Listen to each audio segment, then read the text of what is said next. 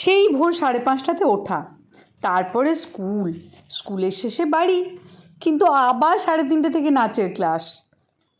তবে নাচের ক্লাসে নাচের সাথে সাথে গল্পটাও চালিয়ে গেছে আজকে সৃষ্টি। যাক, এত কিছু করার পরে কার না খিদে পায় বলো? আর এই খাবারের খোঁজে আমরা মা মেয়ে পৌঁছে গেলাম মিও